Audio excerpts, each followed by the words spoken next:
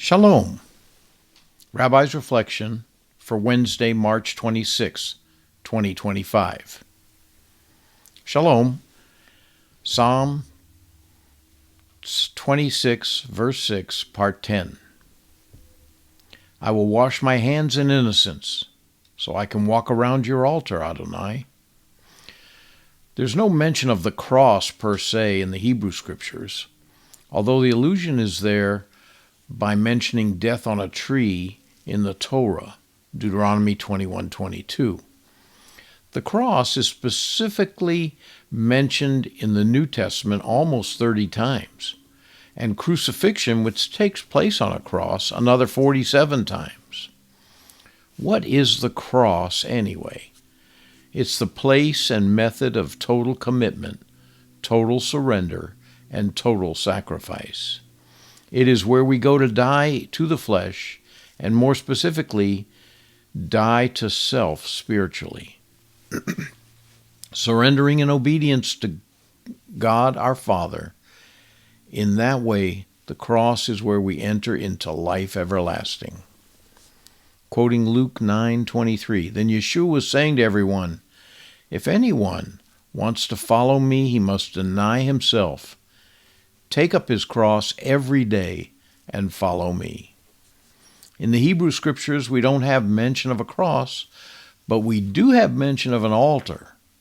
In today's verse, Psalm 26, verse 6, we make a declaration to walk around the Lord's altar. Hebrew for altar is mizbeach. It is mentioned over 400 times in the Tanakh.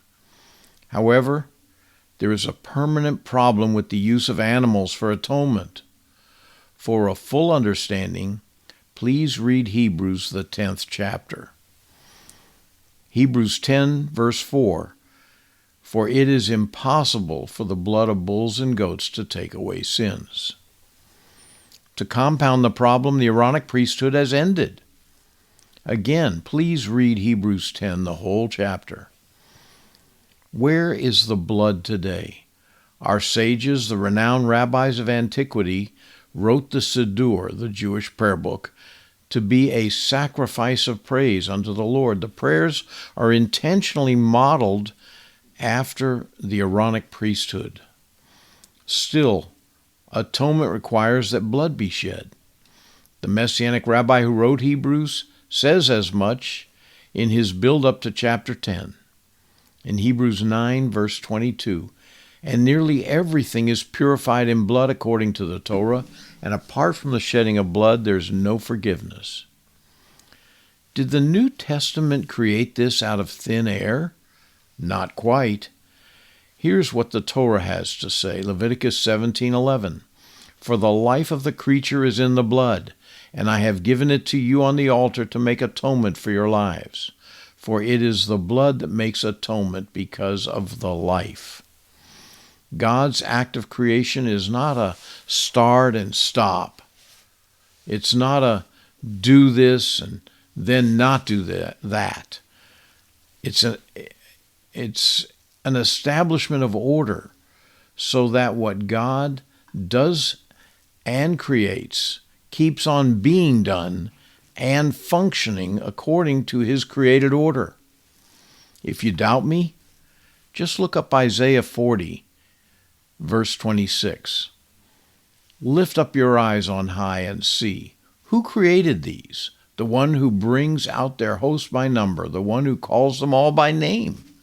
Because of his great strength and vast power, not one is missing.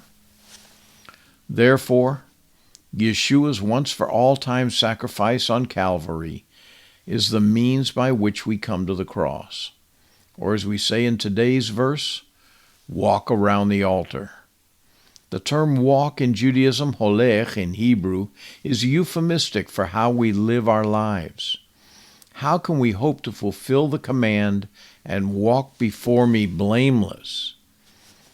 That's in Genesis 17, verse 1, as it was said to Abraham, and Philippians 1, verse 10, as it was said to us. In Ephesians 1:7, we're going to close with this.